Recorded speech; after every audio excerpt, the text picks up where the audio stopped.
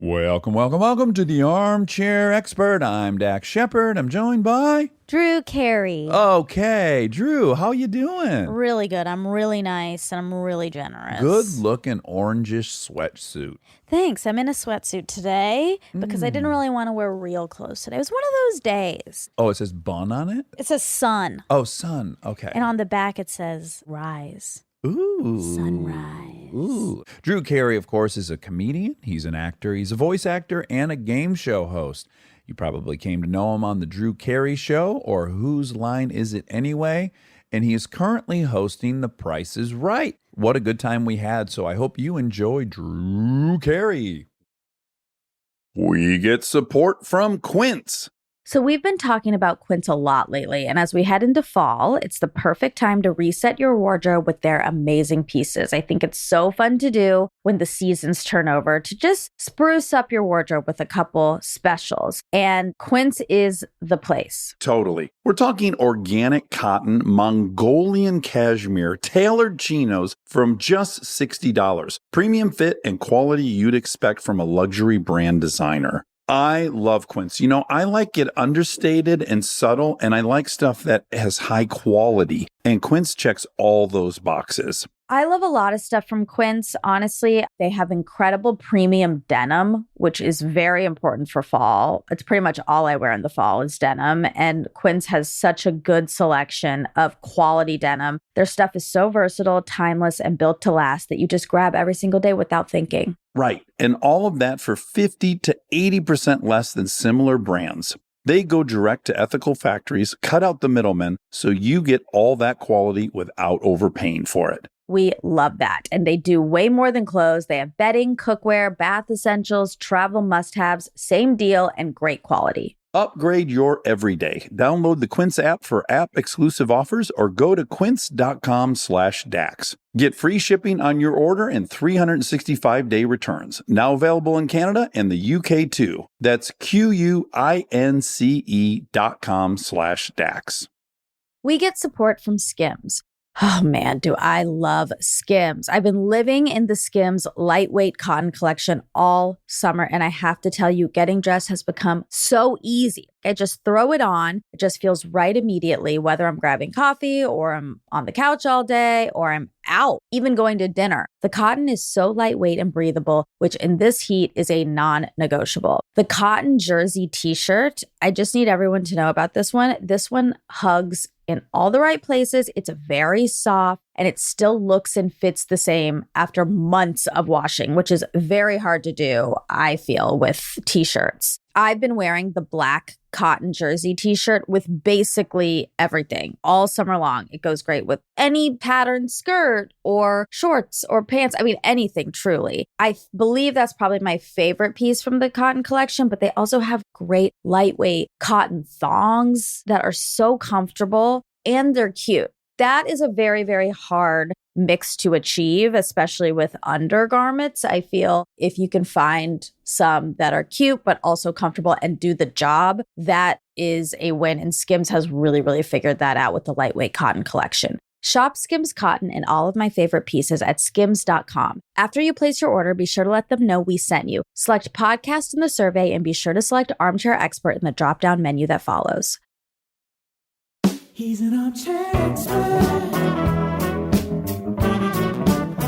He's an armchair expert.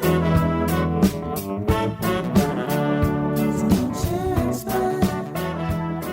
I just offered Drew a coffee or a tea, you know, any kind of caffeine that he would prefer. And he said, you just drink water. Yeah, I used to drink like at least 3 cups of coffee in the morning, 2 or 3, sometimes 4. And then I go to work and then I'd have a Pepsi, and then I do the show, and then I have a big crash, you know, like after the first or second wheel, and then I'd have to get another Pepsi like before the second wheel to get through the rest of the show. And then I would go to lunch and have iced tea and something else and crash hard in my dressing room and take like this awful drooly nap, and then get another Pepsi, go out and do the second show, another Pepsi to get through that show.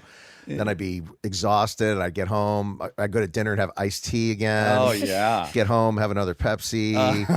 And then I'd be like, why can't I sleep? And I would be taking like 2 Ambien sometimes, or at least 1. I couldn't imagine going to sleep without an Ambien every night. Yeah. And so are you Horrible. Are you off that? Oh, yeah. Can I say for the record that I think Ambien's one of the worst things in the world?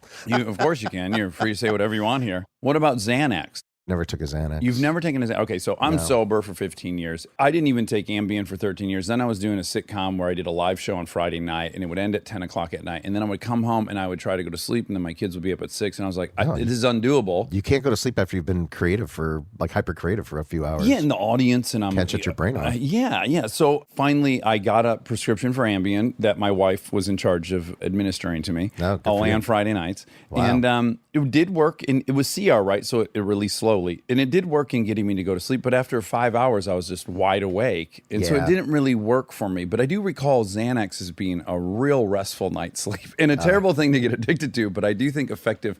Minimally, like if you're traveling 6 times a year, I'm sure it's fine. Yeah, I learned to meditate the last couple of years. Vipassana meditation. I took that 10-day silent retreat course thing. Oh, we got to hear about that. And so I've learned to, like, even if I'm laying in bed trying to sleep, if I can't sleep, I've learned to like start meditating in bed. And then if I'm not asleep, at least I'm so rested. And then I just drift off eventually and I'm fine. I do that too. Do you have a mantra? No, it's a silent meditation. It's a 10-day course, and they teach you each day a little bit about the technique. And the first day, you just learn to concentrate on your breath coming in and out of your nose. Mm-hmm. So you just do that, and that's your distraction. Right. For lack of a better word, your mantra to shut your monkey brain off. Yes. So you just concentrate on the breath coming in and out of your nose, and then you concentrate on how that, like, third day, I think you're concentrating on how it hits like this little top of your lip. Just that one little spot. Sure, and a little divot. Yeah, and then the actual technique is you do. It's going to sound weird if anybody's never meditated before. It's going to sound really crazy, but you sit perfectly still and you do like a body scan where you start at the top of your head, a little tiny area, and as soon as you feel any sensation, you move to another area, and you do like a scan of all your skin all the way down, like to your fingertips, your toes. Oh, wow. The webbing, like behind your ear, every little spot. And it takes like an hour for me to do a whole scan, because that's how long most of the meditation sessions were. Yeah. And then they teach you different techniques, like you can split your body in half and do like one half and then the other half. When I sit down, when I'm laying in bed, I'll just concentrate on my breath if I'm having trouble sleeping, and the next thing you know, I'm asleep. Were you pessimistic that you would not be able to learn to meditate? Because I was very fearful that I wasn't a candidate for it. I have a therapist recommend meditation to me, and I got like an app. If you don't know anything, it's like telling somebody to take up running and not know anything about it, and they just put on some chucks and go outside and start running, and I don't get it. Yeah, right. Or go to a gym and they don't know anything about the weights or how to properly lift or anything like that, or like it's anything like that. Yeah. You have to like. There's a technique. There's a technique to all of it. So I remember I got some app one time and I did 5 minutes or like close to 10 minutes, and I was like, woo, hero. I did it. 10 minutes. I had almost 10 minutes today of perfect stillness. What am I? I'm not the same person I was. So it was like all a disaster, and I all half-assed and whatever. And then I was clicking around on the internet one day, and I just happened to come across this Vipassana course, and I was like, I'm probably not even pronouncing it right, but I read so many good things about it, and then I talked to a friend of mine that was into this stuff, and she said, oh, I've heard so many good things, I've always wanted to do that. And it doesn't cost anything to sign up. You just go to, like, if I can plug it, Dhamma.org, DHAMMA. DHAMMA. Okay. Dhamma, like Dhamma Grog. Dhamma.org, and then that doesn't cost anything. You just have to sign up, and then they ask for a donation at the end, but they don't press you for it, but they do bring it up that they operate on donations. Oh, that's nice. And if you can donate, you do. If you don't, you don't. And they don't really blink an eye one way or the other, honestly. Right. Then all the money that you give goes towards like meditation center that keeps the lights on, pays for the food. It's like for an the AA next meeting students. when you throw a buck in the basket. It's Exactly. just to keep next things week's running. donuts. Mm-hmm. Yeah, and then nobody gets paid in the whole organization. They all volunteer. Oh, wow. There's no Bhagwan at the top of it, like No. driving a Bentley or anything? No, everybody volunteers. And was it 10 days of silence for you? Yes. Now, I sometimes fantasize about this, and the only thing I really like about myself probably is my ability to chat. And I just can't imagine the one thing I value being taken away from me. I couldn't wait to shut up for 10 days. Oh, really? Yeah, that's all I do is talk all day, Yeah. you know? I hear you, but isn't your identity so linked to that? Like, without me chatting, I don't know who I am. Yeah, but I wanted to shut off and get away from all that. And it's Yeah. temporary. Right. It's only 10 days. It was such a long time. It is a long I wanted to time. quit like the second day. Yeah, did it feel like a month? It felt like forever. When you get there, you're talking to everybody and like, hey, I'm Drew, where are you from? And there was this guy I met that I'm still friends with. He was a Marine. He was a war veteran. It was his second time doing it. And he said the first time he wanted to quit in the middle of it, and they talked him into sticking around for one more day. And I was like, look at a Marine combat vet is saying, hey, I give. Yeah, it's like Hell Week at the SEALs or something. I was like, oh my God. And then second day, I was like, oh man, I can't do this. My back hurts. Yeah. Can't find a comfortable way to sit on the stupid mat. And how do I cross my legs Yeah. and all that stuff? And I was like, I'm out of here. And my friend was in the women's section. You're not allowed to talk to each other. They keep the men and women separate. I was like, I'll just write her a note, and I'll stick around in the city. I was out by near Minneapolis. I'll just stick around in Minneapolis, and when it gets out, I'll just meet her, and then we'll fly back. Yeah. And I thought, nope, going to try to the end of the day, and I'll give it one more shot. Yeah. And then I'm glad I did, but it was like long days. What day did you reach like a sweet spot where you're finally like not uncomfortable anymore? It was like the third, fourth day. I didn't find a super comfortable way to sit until like the 9th day. Oh, jeez. They had a thing called the Hour of Great Determination. It was all broken up. Like you get up at 4 a.m, at 4:30, you start meditating for 2 hours, and right away you're like in the deep end. Yeah. You know, yeah. Where you're like, woo, but you can see people, around you on in the meditation hall. Like they'll be sitting, and then you see them like adjust their leg or roll their shoulders or something, during the 2 hours of the hour. But then once you learn the technique, they asked you to try this thing they call the Hour of Great Determination, where there's 3 separate 1 hour times during the day. So they're all different times, hour and a half, 2 hours, whatever, 3 different hour sessions. And during those hour sessions, they wanted you to sit perfectly still, like to not move a muscle. So once you get set and the gong goes off, no rolling your head back and forth, no wiggling your fingers, no wiggling your toes, like a statue. Don't move at all. Eyes closed, just breathing normally, not to move a muscle. And I could feel like an itch coming along on my back. And then I would go, okay, there's my itch. And then it would move to another spot, and then it would go away. And I could trace it along my body, coming and going. And the same thing with any kind of little like back pain would show up, and then I could feel it move along the different nerve pathway that it went through, and then it would get to another place, and then it would go away. Yeah. And they give you like a Buddhist teaching at the end of every night. And one of the big things is they talk about the Dhamma wheel. That's why it's called Dhamma.org. Things come and go. They're at the top, then they're at the bottom. You're born, you're dead. Everything's temporary. Your car rusts away. Everything's temporary in a fast or slow way. And that's the biggest lesson of the whole week and the whole 10 days. So I was like, oh, this is just another example of this temporariness. So here comes this uncomfortableness. Yeah. And I recognize it. I don't react to it. I don't judge it. I don't get mad at it. Right. I don't embrace it.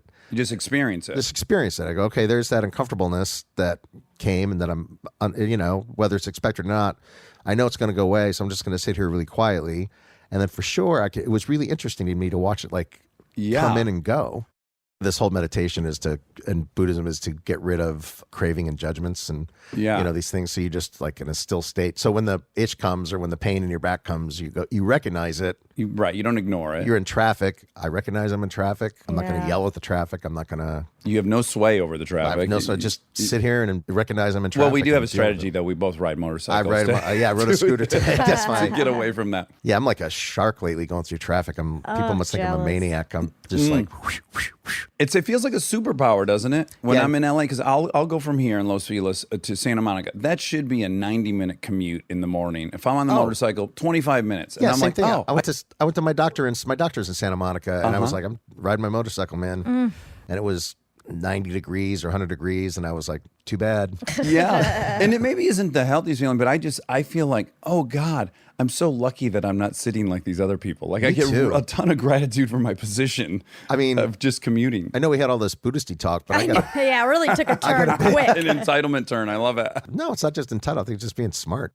Like I was driving to get to Santa Monica from probably here, my place, had to go through Santa Monica Boulevard through Beverly Hills. Oh yeah, it's a beating through there. A beating.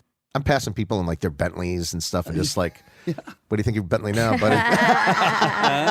Glad I'm not in a Bentley. That's right. Even a guy in a Lamborghini can only go 8 miles an hour. I know. Yeah. And I was projecting. I have a nice car too. I like being in it when I get a chance. Yeah. I was projecting. I'm entitled. I have huge entitlement issues. Do you? I do. Yeah. I took an acting course one time and recently died, Sam Christensen. One of the things you learn is your main like Jungian and Joseph Campbell myths that you carry with you all the time. Right. My two big ones are duty and privilege.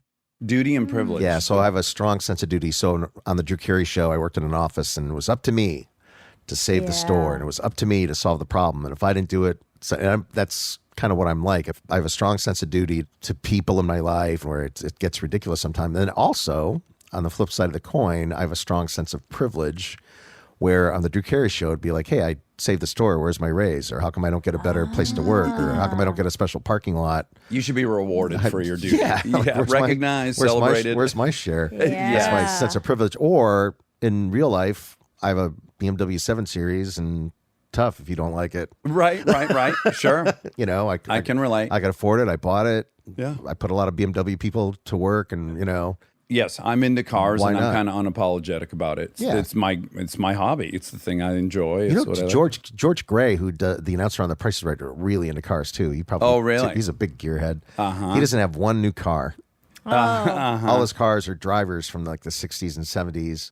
First of all, you showed up on a motorcycle. You're wearing Chuck Taylors. I happen to be wearing Chuck Oh, wow, Taylors. look at that. There's just a lot happening here that I feel is fortuitous. It's the official shoe of improv and comedy. That is true. But neither of you are wearing zip-up hoodies, so that's a problem. Yeah, it's probably like a generational thing. Oh, that's Yeah, I think I might have missed the zip-up hoodie. Yeah. Certainly now, I don't think you can be into comedy without a zip-up hoodie. No. But you're from Cleveland. I'm from the Detroit area. We're both Midwesterners. Did you go to Cedar Point as a kid? Yes, all the time. That was my big high school graduation. I think that was where the senior party was at Cedar Point. Yeah. So Cedar Point is this huge amusement park in Sandusky, Ohio. Exactly in between Detroit and Cleveland. Now, I want to ask you, so all of my friends and I from Michigan who used to go to Cedar Point a lot, I want to ask if this was anecdotal to my friendship group or that you experienced this as well. We'd go to Cedar Point as kids. You'd get so sweaty, and your ass in particular would get so sweaty. It was uncontrollable, and we would often have to stop in the bathroom and just dab it with some paper towel or some toilet paper. And then inevitably, about hour 8 there, you'd get a wet butt cut. Nothing happened to your butt other than it was just so sweaty, and now all of a sudden you can feel that you have a cut in your butt and it's stinging. And this has happened to all my friends at home, and I just wondered if that had happened to you. Never happened. It's never happened. Oh, good. So it's not universal. No. Okay. I'm happy you're here. That's encouraging.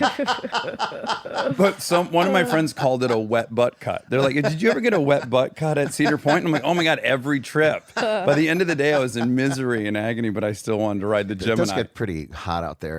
Oh, yes, You know. humid. You're running. It's a huge park. If you're at the Gemini and you want to go to the Corkscrew, that is a hike. Yeah, and they have like crazy rides there too, like that place, and then what's the name of the place? Kings Island in Cincinnati. They had the Beast. Yeah, those two places are like huge roller coastery. You know, if you want just thrills galore. Yeah, there's no theme happening there. It's just all adrenaline. Yeah, it's like the Disneyland is like, oh, you want to be pleasant and see the music acts and walk around. And The food's kind of good. food's great. Yeah. Actually, Yeah.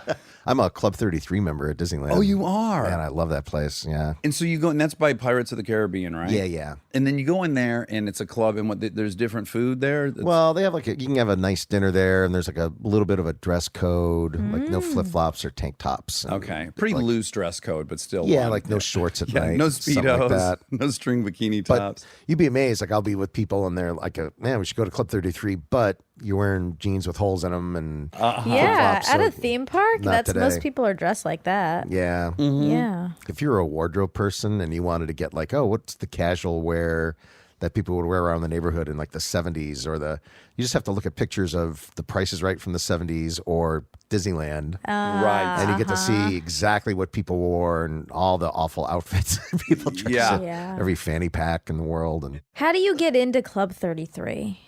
There's a waiting list, I think, and then it's a big expense every year. They charge you a huge membership fee every year. I want to do that. You Oh, do. and if you Yeah. to just go in and like visit it?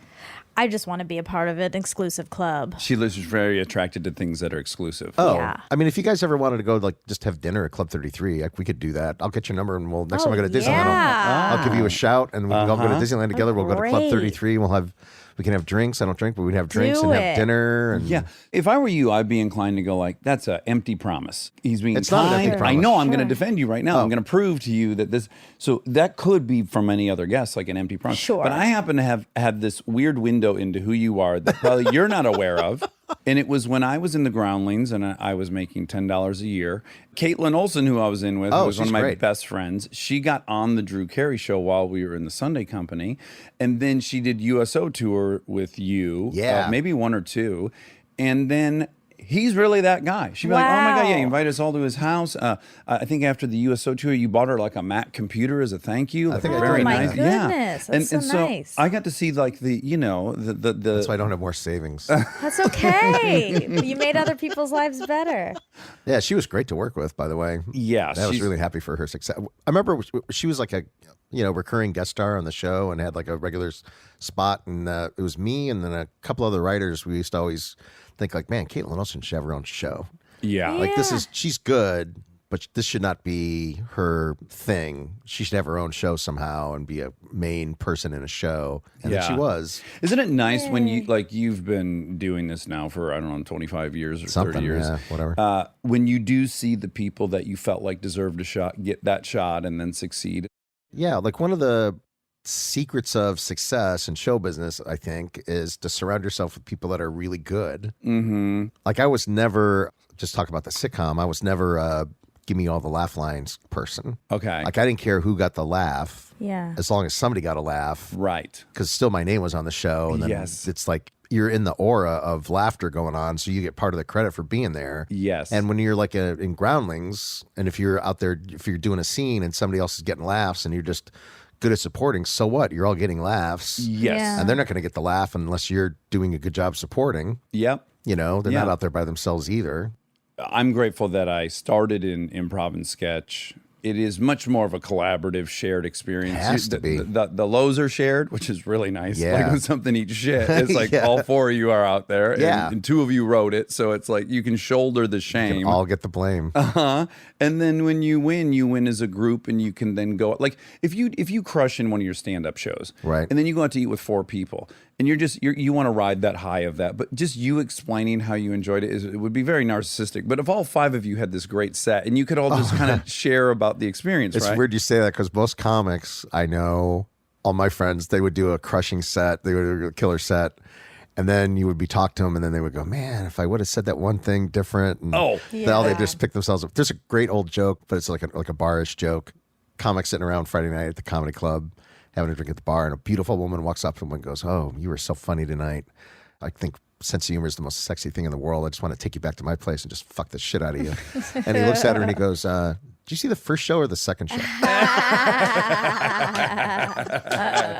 Yeah. That's great. It is not unlike, I don't know if you've been around gambling addicts at all, but I have. Oh, yeah. And even like an unnamed family member of mine, even when he would win a ton and I would see him, he had been up for like 9 hours playing craps. I'm up X amount of dollars, and then furious. I knew I should have pressed my hard 8. The 4 came up in a row. It's like there's always some I could have brown been up- lining to it. I could have been up 15,000. I'm only up 10,000, but Yes. I made a mistake on this bet and I let this guy get me, bluff me out of a hand. That's the madness of it. It's crazy. like, talk about craving, like in its most pure form. Do you go to Vegas a lot? I don't. There was a period, again, when I was a functioning addict that I enjoyed that place. But for me now, mostly I don't love it there. Oh, I love Vegas. You do. When you go to Vegas, do you gamble? Yeah. You like it? Yeah. What's your game? Blackjack Okay. mostly, and I bet sports too. Uh-huh. I have a sports betting website that I bet games on. Oh, okay. I own part of a soccer team in Seattle, the Seattle Sounders, so I own a piece of it. So I'm not allowed to bet on soccer at all. Period. which is a shame. Yeah, no World Cup or anything. Because that's probably what you understand the most. You Yeah, I probably could bet the best. Boy, on I'd it. make so much money if I could bet Do stocks. you want to bet through me like a proxy? No. And we'll No. split it? No. No, I don't even do that because that worries me that it'll get out or something. Yeah. But I do bet on football and baseball and, whatever random fight is coming And in up. general, do you think with your ledger that you kept as a young person, if you added it all up, I'd be about even. you think you'd be about even? I think that's a huge accomplishment. If you just end up even. Or a little less than even. But I've had some pretty, when I was broke, I had twice, I lived in Vegas for a while and twice I almost lost my rent money. Oh, from gambling? Yeah. Can I tell you a story about when I was my gambling days? Yeah. So I had no money, just had a regular job. I finally got an apartment. So I had this apartment. I was really happy to have an apartment. And instead of living in this horrible motel I lived in before when it was cockroaches and everything. So I had my own apartment and I had my cash with a deposit slip in one pocket. It was $80 or something. I had $10 in cash in my other pocket on a Friday. And that was the $10 was going to get me through the weekend. So there was the Mint Casino at the time had a buffet that was $1.90. And I would go to the Mint buffet one time during the day and I would just gorge on chicken, bread, macaroni, everything, and just eat till I couldn't even put more food in my mouth. Then I'd walk out and that was my only meal of the day. And then I would drink water the rest of the day to keep my belly full. Or I would buy macaroni and cheese at the grocery store and I couldn't afford the butter or the milk. So I would make it with no milk and it would be really sandy. Yeah. Or just water if I didn't have Yeah. either one. And Yeah. just okay, this is my sandy, crummy macaroni and cheese. Yeah. Little vegetable oil you can put in there in place of the oil That's a good too. idea. If I could afford a bottle of vegetable oil. And by the way, when I started making money, I started making Kraft macaroni and cheese deluxe. Oh yeah, And that with was the my rich packet. guy. Mhm. I'm rich, bitch. Absolutely. Yeah. Mine was ordering pizza. I'm gonna fucking order pizza right now with whatever. That was what I always wanted to do and couldn't. Oh, my We all have these Feels little. great, right? Yes. So yeah, I'm broke and I have $10. That's going to last me the whole weekend. But I thought to myself, I'm pretty good at video poker, pretty lucky. Let me go play some video poker with this $10 and I'll try to win another $10 and then I can eat really good over the weekend until Monday. And Monday I'll go to work, I'll get an advance on my paycheck and I'll be good. That was my plan. I get to the video poker machine, I lose the whole $10. Now I'm oh, I don't have any food and I'm either going to starve till Monday or let me take this cash out of this pocket. I'll just go to the blackjack table and play $2 and $5 blackjack. I'll get up a couple hands. We'll call it even and I'll forget this stupid plan. Right away, I got in a hole. I got in another hole. I got in another hole. I lost the whole $80. Oh. I started out early in the evening. Now it's 11 o'clock at night, midnight or something. I'm well, fuck, now I'm screwed. I'll tell my landlady my wallet got stolen. And everything I'm thinking of is oh, we're in Vegas. She's going to know it's a lie. She's probably heard this from everybody.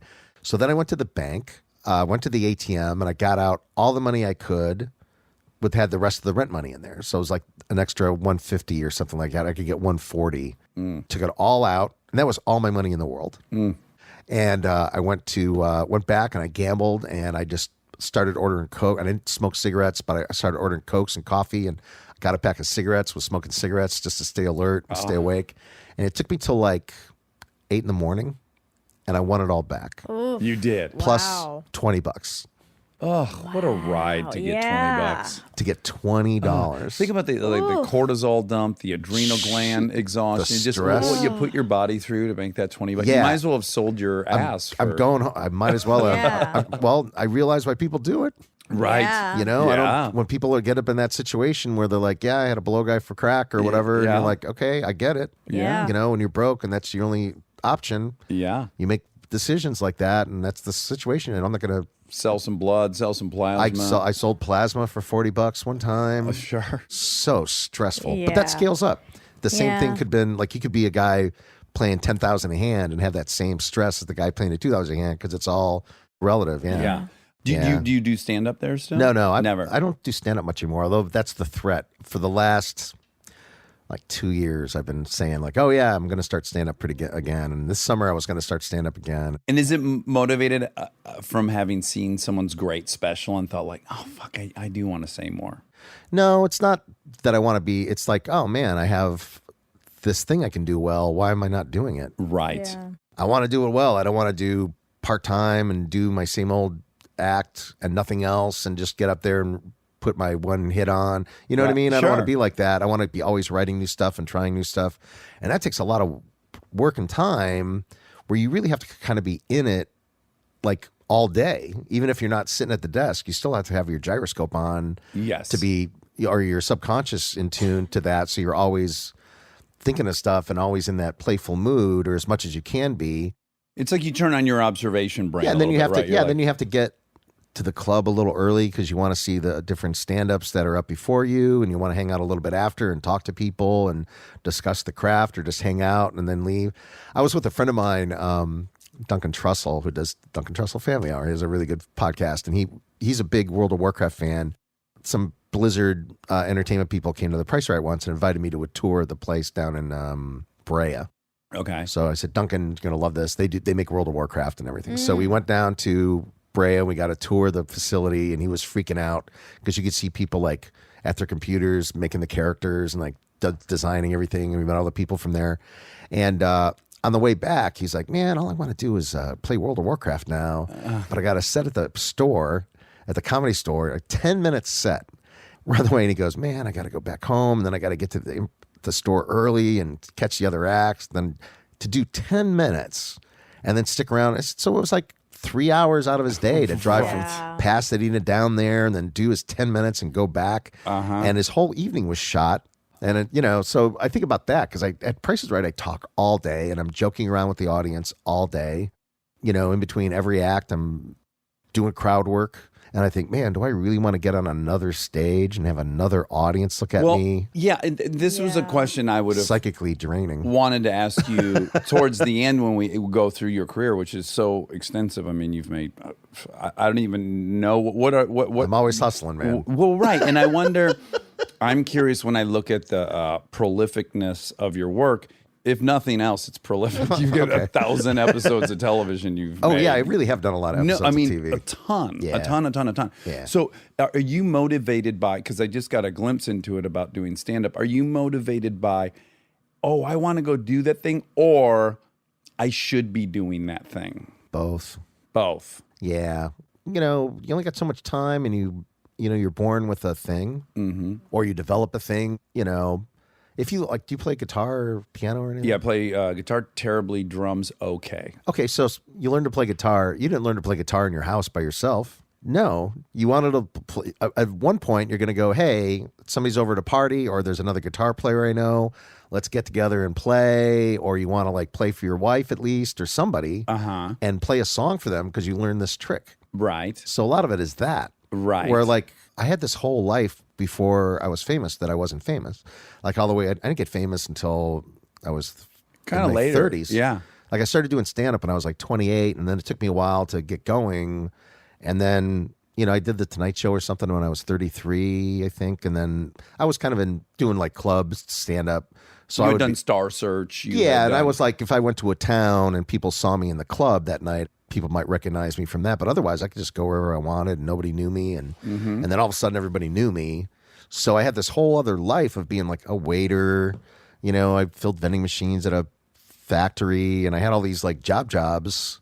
You were in the Marine Reserve I was in the for reserves. 6 years? Yeah. What do you say, yeah? Oh, people bring that up all the time.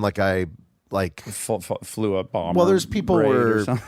that guy I met at the meditation thing, he was a combat vet and everything, and I was in the reserves in the 80s, and I didn't do anything. I went to my reserve You were like meetings. a radio. I was a radio operator, but it was 1 weekend a month, and all we did was go to training exercises, and and 2 weeks during the summer. And my joke is that I kept the commies out of Ohio because there was it was so long ago, and I honestly didn't do no combat, no fighting, no anything daring. I don't have any stories about how Right. you didn't how I see saved anyone a get village or injured in training or anything? No, Okay. not even that. Even on base, I only saw a fight. I never gotten in a fight on base. But I remember being on a base and watching 2 platoons of guys just going at it one night on a Friday night in the middle of the road. No, these are grown men Yes, fighting in the machines. Marine Corps punching each other in the face and trying to kick each other and actually hurt each other. And I was like, Yeah. wow, look at them go. But people bring it up, and I'm sure it's like, oh, I don't know. I have no stories from that. But it is unique. It's not that you meet many comedians that did that. Why did you enlist? I joined to begin because with? I needed a job. I wasn't even super patriotic or anything. I needed a job, and Right. I wasn't like I was like, oh, I got to serve my country. I needed work, and I was living on my brother's couch, and I didn't have any money. Or I was living in Las Vegas at a motel that's been destroyed now. It's not there anymore. There's like a U-Haul empty lot there now. But it's in a neighborhood in Las Vegas it was by Fremont and Charleston. And if you Google map it, you'll see it's not the greatest neighborhood. It's not the worst neighborhood in Vegas.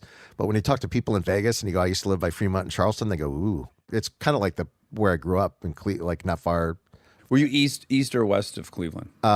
They called it the near west side. So I was still in the city of Cleveland, but I was on the edge by the suburbs, but not quite. But I was still in the city of Cleveland, went to Cleveland Public School. Are you the youngest of three? Yeah. Two older brothers? Yeah. What are the age gaps? We're all 6 years apart. So that's 6 pretty- years older and the 6 years older. My theory is that as soon as one of us went to school, my parents got busy. Yeah. That kind of holds. Yeah.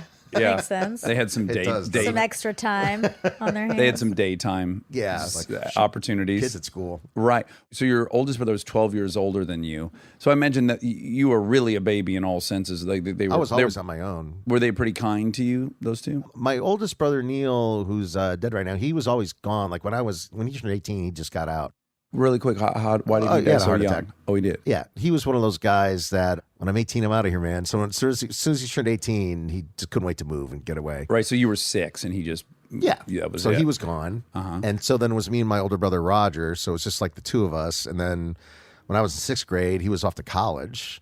So junior high and high school, it was just me and my mom. 'Cause my Your dad died when you were When I was 8? 8, yes. I felt like an only child, and I was a latchkey kid, which I thought was great. Sure. I hear about latchkey kids. I'm like, what are you complaining about? You get the whole house to yourself. 100%. Watch Parents TV. aren't there. Yeah, I cartoons. used to make macaroni and cheese. Like I would eat in a way that there's no way my mom would have let me. I'd sit down and have 2 boxes of macaroni and cheese after school and watch Green Acres. Yeah, I'd and watch whatever I wanted, and nobody was there. And I was like, what are you complaining about? go through everyone's drawers and shit. I used to snoop around the house. Yay, latchkey kids. Privileged latchkey kids. Stay tuned for more Armchair Expert, if you dare. We are supported by Walden University. You know that feeling when you've been thinking about making a move, going after the degree, the promotion, the thing you keep telling yourself you'll get to someday? Walden University is built for that moment. For over 50 years, Walden has helped working professionals get the W, the knowledge, the skills, and the confidence to create real change in their careers and communities. Their programs are designed around your life, not the other way around. With Tempo Learning available in select programs, there are no rigid schedules or set weekly deadlines. You move at your own pace. And Walden's faculty aren't just academics. They're practitioners who bring real-world experience into everything they teach. From your first class to career coaching and beyond, Walden is your partner the whole way. Take the first step and learn at a pace that works for you. Visit waldenu.edu. Walden University. Set a course for change. Certified to operate by Chev. We get support from Apple Gift Card. Back to school is here, and for many, that means some big life transitions. Whether they are heading into a new grade or setting up a dorm for the first time, you want to give them something that actually supports their growth and success. Apple Gift Card is a versatile solution because it takes the guesswork out of gifting. It's not just about a new pair of AirPods for focus. It's about giving them the invaluable chance to choose the digital tools and subscriptions that suit their unique journey. They can use it for productivity apps on the App Store, movie nights on Apple TV, or extra iCloud storage for all those new memories. With Apple Gift Card, it's so empowering to give the students their freedom to allocate their own resources. Celebrate their new academic chapter. Visit applegiftcard.apple.com to celebrate their milestones and gift one today. This episode is brought to you by SoFi, the all-in-one finance app where you can bank, borrow, and invest all in one place. Let's talk bank accounts for a second. The average bank savings rate is 0.39% in interest. You're earning pennies on your savings, but it does not have to be that way. With SoFi high yield checking and savings, the money barely making moves sitting in your savings account can earn over 8 times the national average savings rate with eligible direct deposit. No account or overdraft fees, which feels rare these days. You can get your paycheck up to 2 days early, perfect for getting ahead of a bill or grabbing what you need right when you need it. Plus, get up to a $300 welcome bonus when you sign up with eligible direct deposit. Sign up for SoFi checking and savings at SoFi.com/armchair. SoFi checking and savings is offered through SoFi Bank NA, member FDIC. Terms apply. This podcast is brought to you by Squarespace. We've talked before about Rob building our website on Squarespace, and I bring it up again because it's a perfect example of what they do well. Rob had all the pieces, the content, the vision, the ideas, but he needed something to actually take all that and make it public facing. And Squarespace was that bridge. Maybe you're in the same spot. You've been developing something, a business, a skill set, a body of work, and it's been private. It's been yours, but at some point you're ready to put it out there, and that transition from private to public can feel like a huge leap. Squarespace makes it feel like a step. Beautiful templates, built-in SEO, email campaigns, scheduling, analytics, everything you need to go from "I've been working on this" to "here it is, come find me." All in one place, no code, no stitching together a bunch of different tools. So if you've been sitting on something and waiting for the right moment, this might be it. Head to squarespace.com/DAX for a free trial. And when you're ready to launch, use offer code DAX to save 10% off your first purchase of a website or domain.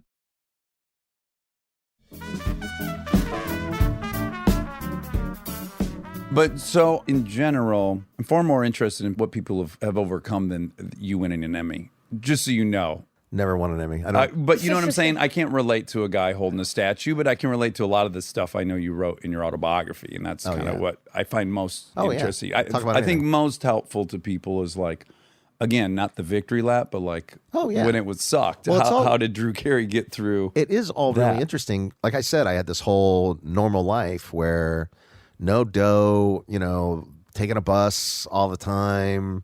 I used to keep a journal, like a ledger thing, to keep track of my expenses. I would honestly keep track of every penny. Like I would count my change in my pocket and lay all my money out and go, okay, I have, $25.34. Let's see if that matches up. I spent so much on gum and blah, blah, blah. Wow. Everything was written down.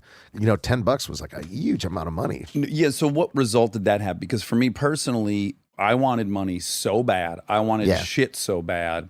It still completely infects me. A lot of my whole career is just based on me making money. Right. And yes. It was like money, like you were asking me if it was driven by the desire to do something. I'm like, a lot of it is money. But if I think of doing stand-up again, a lot of it is because I like doing it. It's the art form. And then a lot of it is like, fuck, I could make a lot of money. Right. I'm already making money. Mm-hmm. But I thought, but why? That's like, I hate having money on the table. I say that, but at the same time, I blow money like crazy. Like I really do. Like you should have my accountant and my psychiatrist in here.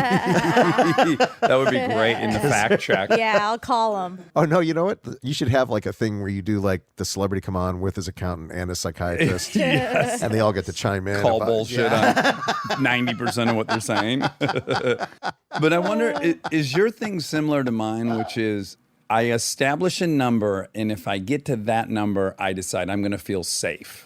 And then I've hit that number and I don't feel any safer. There's very little actual release of my fear of being broke. Like it's not linked at all to reality.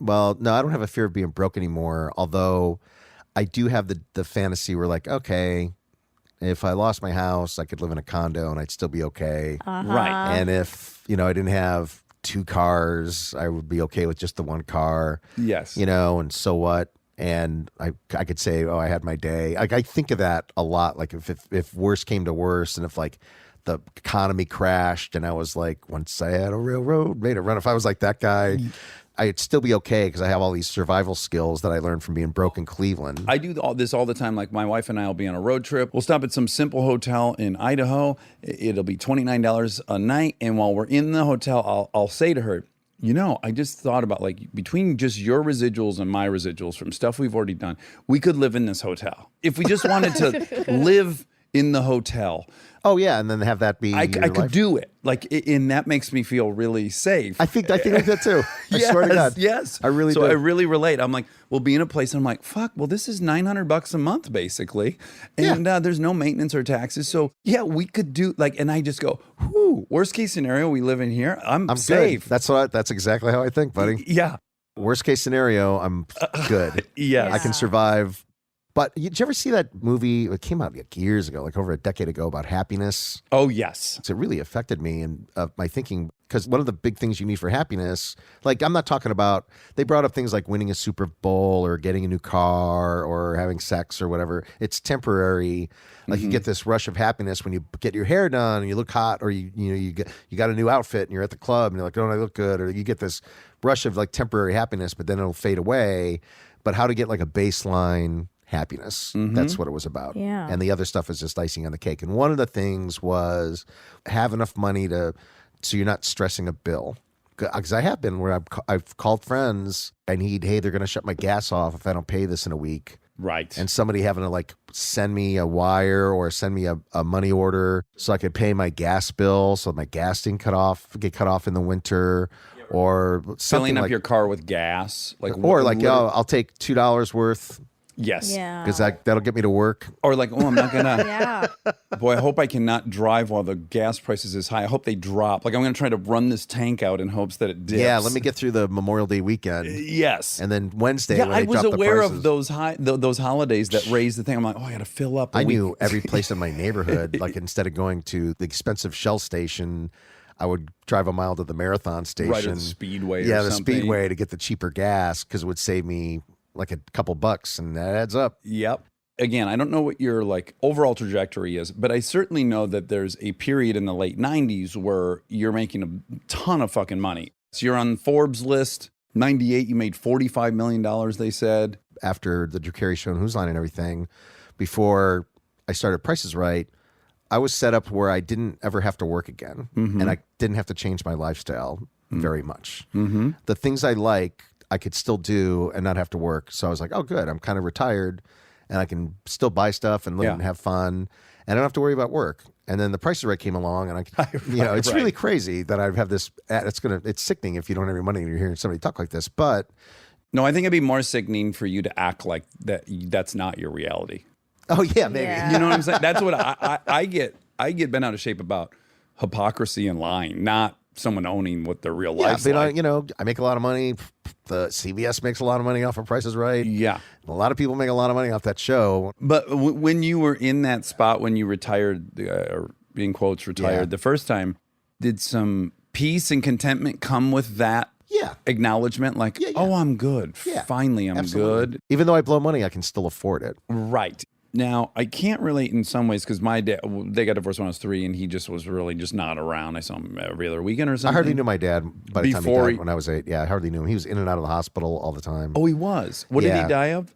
Finally, brain cancer. Oh, brain tumor, I read. Brain tumor, yeah. But he had like a stroke, blood clots. I mean, I have several memories of him like being taken out of the house in an ambulance on a stretcher, visiting him in the hospital, him just coming home and not being able to do much, maybe playing a little catch in the side yard. One time we went to a hockey game together, but that's about all the memories I have of him. Everything He just else had chronic illnesses. he was always sick, yeah. And then always with a heart thing or something. It was a stroke, heart attack, blood clots, and then he had an eye taken out.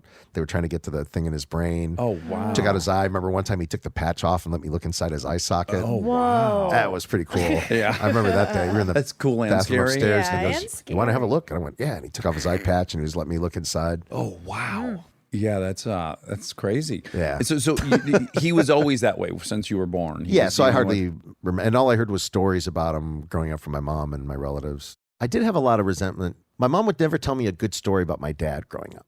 Every story was a negative story about my dad's drinking or about his neglect or his spending habits and stuff like that. And a lot of them were her funny stories about like jokingly like, oh yeah, I can never win. Here's an example. Like one time she said my dad was drinking and she told him if he came home drunk one more time, she was going to call the police. He came home drunk. She called the police. And the cop that showed up was a drinking buddy of my dad's. And he saw my dad. He's like, Lou, you all right? And she was like, can't win. Ha ha. That's my life. Right. And right. I would think like, oh, these are joking stories about my dad. Then later on, when I was adult, I would resent her for telling these stories. Like, you never told me one good story about my father. Yeah. And I don't have any male role models that I can look up to and think like, oh, I want to be like this guy. Right. I mean, I found them, and I found them on my own. Yeah. But nothing organic where like, don't you want to be like your father? Or like, you're a Carey now, so we expect this from you. Like, there was never any of this Right. in my family at all. It was always like, hey, it's who you know, not what you know. And good luck. I never had this expectation of like, you need this because this is what your family did or this is what your dad did. Right. So I didn't have that. And all I heard was negative things about him, even though they were jokes. Like one time, another famous story my mom would tell me, like repeated over time, was we went to Dairy Queen one time and I was a baby. So 2-year-old and with the mom, 8-year-old with the mom in the car. And they had a sale on Sundays at this Dairy Queen. So there's a big line. My mom said it was like 45 minutes or something like that, or have like some interminable amount of time in line. She's waiting in line outside to get to the Dairy Queen window to order the Sundays. He gets 4 of them. Neil has 2. My dad has 2. They're on the way to the car. They get to the car, and for some reason, my mom said he thought Neil was going to drop the Sundays. So he said, give me those. And he gets the 2 Sundays from Neil. And so my dad has 4 Sundays now. And he goes to open the car door, and he drops 3 of them. Oh. And after he dropped the 3 of them, he took the 4th one. He went, "Rah," and he threw the 4th one. He was so pissed. He dropped the 3. Yeah. Got in the car, drove home. Nobody got anything. I can relate to that reaction. I could see myself doing that. Yeah. So first I resented my mom for doing this. I'm like, well, you never gave my dad a break. And I never heard that he must have done some good stuff because my other relatives on his side would tell me how nice he was and how funny he was. And, how, oh, I miss your dad's sense of humor and he was great to hang around. And then I was thinking about it. I was like, no, my dad was a drunk and if you had a girlfriend that said, oh, my boyfriend or my husband, I told him to quit drinking or I call the cops, you wouldn't go like, oh, ho, that's funny that the cops showed up. Maybe you'd think like, wow, how did it have to get so bad? Like what led up to her finally saying and snapping and going, hey, do this to me again and the kids. I'm calling the police. This wasn't a first time, Right. hey, honey, you had one too many thing. Yes. Yeah. It's like he's an alcoholic coming home every night and she's finally at the end of her rope, not knowing what to do and thinking like, fuck, I guess I got to call the police because I don't know what else to do with you Right. Yeah. because I can't take this anymore. Yeah, that's like DEFCON 1. I mean, Yeah. that's getting the cops involved. And then one time he had my mom was home with like nothing to eat and nothing to feed the family with. And he was supposed to come home with the paycheck, cash his paycheck and come home so she could go grocery shopping. Never came home and went drinking instead. She told me that story. Right. And I was like, oh, why are you always begging on my dad? Yeah. But now I think like, wow, you're a saint to even stick. Why didn't you get divorced? Right. Like, why didn't you just strike out on your own and cut this guy loose? And then he ended up dying of, all these bad health things that he brought on himself. Have you never drank? No, I used to drink a lot. I actually wrote a book once called Dirty Jokes and Beer Yes. because I drank so much. I wasn't an alcoholic or anything, but in college I was a functioning alcoholic. Okay, so you didn't have to quit. You just kind of I just kind of did. So I've talked a lot on here openly about being molested. My mom is a CASA, which is people who volunteer to help kids in foster care. Oh, okay. They become like their buddy and they take them to all their appointments. And then they have one person that they're kind of getting familiar with through this whole process, right? Oh, so gotcha. My mom does that in her retirement. And so she has to take all these classes, like one a month to stay certified as one. Mm-hmm. And so she called me one time. She's like, yeah, I just left this class. And do you know, you only have a 20% chance of not being an addict if you've been molested. 80% of people that are molested will be addicts. And I was like, huh. I just always assumed genetically I was an addict or I had other issues, but I was like, certainly I don't think I could ignore something that was a statistic that high, that has to be in the soup for me. Yeah. I'll bring back this meditation thing. Like they call it monkey brain when you're flitting from one branch to the next and your thoughts keep flying around. So the idea is to quiet that monkey brain. But like when you're driving, and it happens to have a lot of things like bad things in my life where you're driving, you're interacting, or talking to somebody and you'll flash on something, you'll be reminded of something and you're like, nope, not now. And you put it back and you look for a TV show to watch or some music to put on the radio or French fries. talking to something and you want a distraction from that so you don't think about it. So that's your way of suppressing it. During that 10 days, There was nothing I could reach for. There was nothing I could do. You weren't allowed any writing material or reading material or music or your phone, nothing except meditating and sitting by yourself. So the whole time you're there, you can't believe all this stuff was like, hey, remember me? The thing you couldn't think about, the thing you were been ignoring. Notice me now. Yeah. So all this stuff about like, you know, my childhood and every like bad decision I made and every evil thing I did, you know, we've all done some pretty shitty things to other people, and all that stuff would come up, and like, it was like crazy. And then I would take a nap during the lunch hour, and it's like these amazing, like Technicolor dreams that I didn't have to get interpreted by anybody because it was so, so obvious. Yeah. Yeah. Nothing metaphorical. Oh yeah. One of them was like I was in a room and there was like shit coming out of a toilet, like in an old Peter Sellers movie. It was just like turds just like flying out like they've been shot. Yeah, like, and I couldn't. I was like trying to put the lid down and stop it. A geyser. A geyser of shit, and all this shit just coming out. And I was like, "Whoa, stop the shit!" And it was like a silent movie, and you know, all this shit was coming up. And then I woke up and I'm like, "Huh." I don't need to talk to anybody about what that meant. Literal. Yeah. All the shit was coming out. Yeah. I remember that one particularly. I was like, oh, I remember I woke up and I kind of laughed. I was like, all right, well, that's one for the books. And at the end of the 10 days, with allowing them to come to the surface and then just, I guess, sit in them for periods of time, did you feel like you left lighter? Like less of it? So at peace with everything. Yeah, because is it in a way dealing with it just by recognizing and let yourself think about it and pay attention to it? Yeah. And that's cathartic. Yeah, a lot in of this itself. father stuff, you know, when it finally came up, that would relieved a lot of things for me. And, you know, the stuff with my mother, you know, that really affects you your whole life, your relationship with your mother and father. Oh my God, and how it is. Well, I think my mom was trying to be like jokey with me when she was telling me about, like, she didn't want to hurt me and say, hey, your dad was a piece of shit. Right. You know, he was a racist, and, you know, which he was. He died in 66. I remember he belonged to a lodge, and I remember finding the lodge bulletins. You know, you get the bulletins with, and it would have like a note like, please keep Brother Lewis Carey in your prayers, blah, blah, blah, just died. And then they would have like a joke section, and I can't even repeat them. Sure. Oh my God. Sure. I was like, holy shit, you put this in a print? Yeah, just 5 minutes ago, you could be fully out loud about all that. I was shocked and then also not shocked. And I was like, well, that's my neighborhood. That's Cleveland for you. You know, Cleveland is very segregated for a long time. And I remember this is after I was on The Tonight Show. So people knew me as a comedian. I didn't have a sitcom yet. I'm in Cleveland, and I'm at a counter at a local diner I went to all the time. And I'm at the end, and one guy's sitting by the register, and it was a Kenny King's that sold Kentucky Fried Chicken. So this chain in Cleveland had there was like 4, 5 stores, maybe 6, and they all had a license to sell Kentucky Fried Chicken. So you could go into this diner and get a 3-piece, mashed potatoes and a cup of coffee and silverware and sit at a counter at a table. Yeah. And they also had other regular food. And they had a to-go place next door. We could just walk in, like a regular KFC, we could get to go. And it was like an all-white neighborhood. So I'm sitting there, and there was a drunk sitting by the register, and he sees me, and he goes, hey, aren't you that guy from the comic TV? And I go, yeah. He goes, hey, man. And I go, hey, I got a joke for you. And I go, okay. And I go, what do you call? Blah, blah, blah. And it's a racist joke. And I'm like, oh. And he goes, you don't think it was funny? And I go, no, man, sorry. Not really. He goes, oh, whatever. And the whole time he's telling it, I'm looking at him, and he's looking at me. So he doesn't see the register, but this black couple came in, and they came to the register, and they're standing right there as soon as he says, hey, aren't you that comic? So this guy tells the joke, and he's saying it loud enough that people around, I could hear at the end of the counter, so they could definitely hear.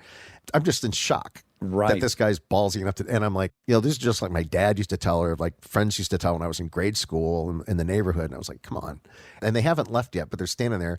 The waitress comes around, who I saw every day there, comes around the corner, and she goes, I got to go in for you as soon as it's all white in here. Wow. Oh, boy. I'm like, get me the fuck out of here, man. Get me the fuck out of here. That's all I could. And I'm honestly, I'm thinking, I got to get out of here, man. I got to move. I got to go to someplace else. Yeah. I don't want to live in this. I don't want to be around here anymore. But you could have easily been just, if that's your whole world and you grow up in it, like that's normal. Because if that's all you're used to, why wouldn't you think it's normal? Oh, I say this all the time. I don't know what your life was like on the playground when you grew up, but there were probably 10 things that were described with the N-word in them that I wouldn't have even known the definition without that. Never even at 7 years old linking that word to a people or anything. It was just, there were all these expressions. Yeah.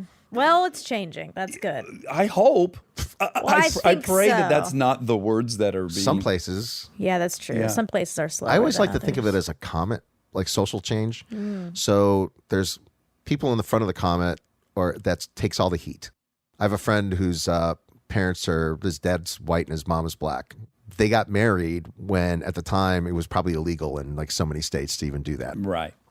So they're taking the heat. They're the heat of the Yeah. comet. You know, the black people that move into the white neighborhood or the whatever. Yeah. Then it grows and it becomes normal, and everybody's like, okay, we're all traveling along the same place. We're all together, no heat, you know. And then there's people on the tail end that are still catching up that aren't quite there. Yeah. So, a couple highlights I want to talk Sure. about. Going on Carson and getting invited over. That's a very rare experience for a stand-up to have. The rarest. And it's the thing, you've peaked Mount Everest It's if like you're a hitting stand-up, like right? hitting the lottery or something. Because overnight, people all of a sudden know you. In one night, right? That many people watch that show, and Yeah, there's no other way to describe it. it's a light switch. I remember I was working in Chicago. I lived in LA, but I was doing a gig in Chicago when I got the call. So I missed Friday night gig in Chicago. I flew Friday day back to LA to do the Tonight Show. And then Saturday day flew back to Chicago to finish my weekend. Uh-huh. And I remember going to the airport on Saturday. Hey, saw you on the Tonight Show. Hey, saw you on the Tonight Show. The gate attendant when I get on the plane. Hey, good job on the Tonight Show. So surreal, isn't it? I flew back on Sunday.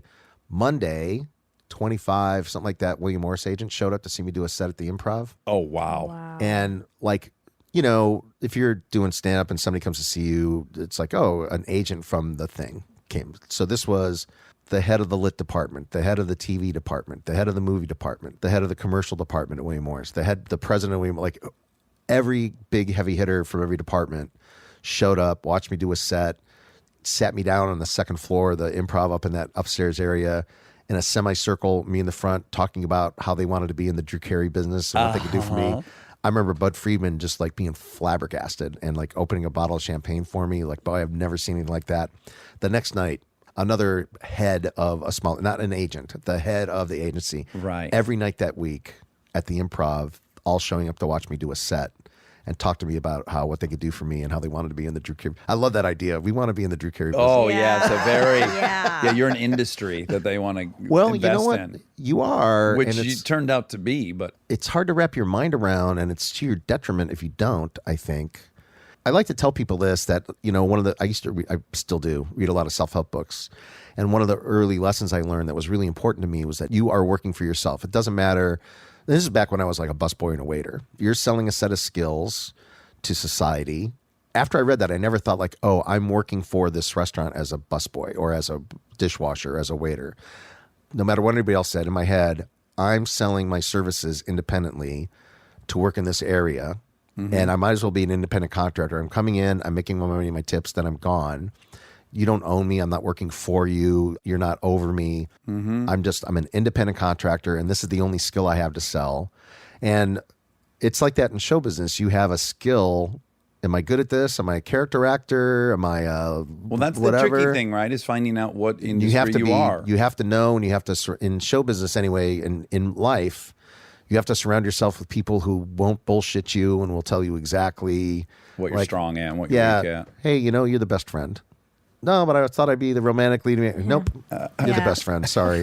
Right. Like, okay, let me make a living at best friend then, because those guys make Yeah. a lot of money doing it. Or I can be a funny leading guy in a movie. Like, acting success does require a certain level of hyper honesty, where you're just like, okay, I'm this, and I just better get used to it. Right. Which is hard. It's really hard, Yeah. especially if you see yourself as not that. Stay tuned for more Armchair Expert, if you dare. This episode is brought to you by ServiceNow. Look, I have my dream job. I get to talk to folks I admire like crazy and ask them virtually any question that I want to. I can't imagine a better way to spend my time. But even dream jobs have some not so dreamy parts, the stuff that gets in the way of the actual work. Now, that's where ServiceNow's AI specialists come in. They don't just tell you what you should do about your busy work. They actually do it, start to finish. Cases closed, requests handled, no extra work for you. So you and your team can focus on what matters most, which for me is, are they obsessed with male bodies on the same level as I am? They never are. To learn how to put AI to work for people, visit servicenow.com. Living your best life means being extra where it counts and skipping the extra where you don't need it. Like in your cleaning products. That's where Seventh Generation comes in. Their bio-based cleaning power delivers a powerful clean with nothing extra in the bottle. Need a dish soap that cuts through the tough grease? A detergent that tackles the worst stains and odors? Seventh Generation handles it all without any dyes or artificial fragrances. Real clean doesn't have to come with a long list of add-ons. Upgrade to a powerful clean without anything extra. Look for Seventh Generation dish soap and laundry detergent wherever you shop for your cleaning products.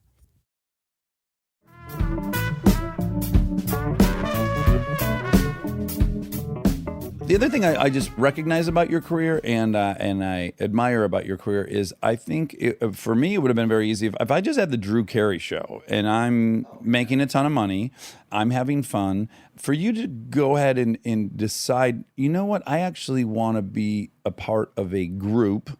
And I'm referring to Whose Line Is It Anyways? To me, it seems like you're someone who has prioritized being with people you love or people you really think are funny, like that you've prioritized the process and the group experience. Honestly, who wouldn't want to hang out with Ryan and Greg Proops and Wayne Brady and Chip Eston, like all the people on that show? Why wouldn't you? Well, I'll tell you who wouldn't, because it happens to many people. They're like, no, I'm a star and I don't need to be around people who are going to potentially be funnier than me at any given moment. That's not the way to be successful. Like, I've always wanted to be successful and have it work. And I knew just from reading and like I would study what not to do from people. I learned from a lot of people on shows like what not to do, even they were successful, because I was like, well, I don't want to end up like that or fail like that. So let me use best practices.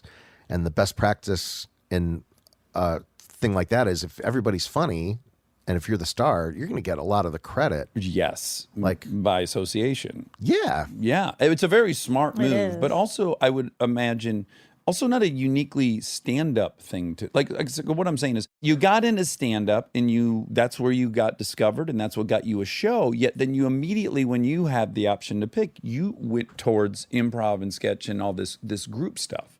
Yeah, I remember when I first started reading for like going to meetings after I got the Tonight Show about show, like when you're new and all of a sudden you're taking a meeting Charles. every week, you're taking a meeting with somebody. I want to be in the Dax Shepard business. Yeah. So I would get, hey, you're an everyday guy. And I was really super overweight then. And they were like, you'd be a good part of an ensemble. And I would think to myself, like, I don't want to be an ensemble. I want to be the star of the show. Right. That's natural. Like I had a big enough of an ego and I wanted money, like really money driven, a lot of it, where I was like, no, I wanted the star mix all I want to be the star. Yeah. After the Tonight Show, I had to deal with Disney Television. It was the untitled Drew Carey project that I got fired from in the middle of the Oh, LA, boy. while the LA riots were going on. Oh, wow. I remember driving home. My last day is when Reginald Denny got pulled out of the truck, and I remember watching it on TV in the studio, and they're sending everybody home early. And I remember this driving home from Disney, just white knuckled, like, is anybody gonna like? Yeah, am I gonna come up to an intersection? Yeah, with total like chaos? you didn't know where it was. All the riots came right up to the edge of my neighborhood. Like I live by the Rock and Roll Ralphs. Oh, okay. So I remember a friend of mine on the roof of my apartment building with a AK-47 yelling at people at the Ralphs. They were going to burn it down. Oh, Wow. jeez. And there was a bunch of people on the roof like, hey, motherfucker, get away from the roof. And brandishing his not working AK-47. Oh, wow. And threatening these people with gas cans. We're going to burn down that Ralph's. And the liquor store down the end of the block got looted. Some guy got shot in front of Hollywood High School. The appliance store down the street got looted. We were on the very edge of the thing. The tornado. Yeah. And that was it. Did that help alleviate your pain from getting fired? Where you're like, well, could be worse. Well, no, I was thinking like, well, like this is the what's whole world's going on. ending. Yeah, but then after I got fired from the Drew Carey project, another friend of mine was doing, John Cavanero was doing a show, and I was the best friend in his show. And I remember I liked working with him. It was great, and it was a really good experience. But I remember in the back of my head thinking like, well, fuck, now I'm the best friend. Always. Right. Like if this show doesn't work, I'll get another show where I'll be the best friend on that show. Because in the sitcom business, once you get pegged for something, especially back then. Yeah, and then you get plugged into every other project. That was it. And if you were a star of a show and it didn't work, guess what? You were never again the star of a show. Right. Yeah. You were only the star of a show again if it worked. It was always a Hail Mary pass. It's always. Yeah. And phew. Of course, I'm hosting a game show now. What's the name of the show? Spin the Wheel on Fox. It's a preposterously sized wheel.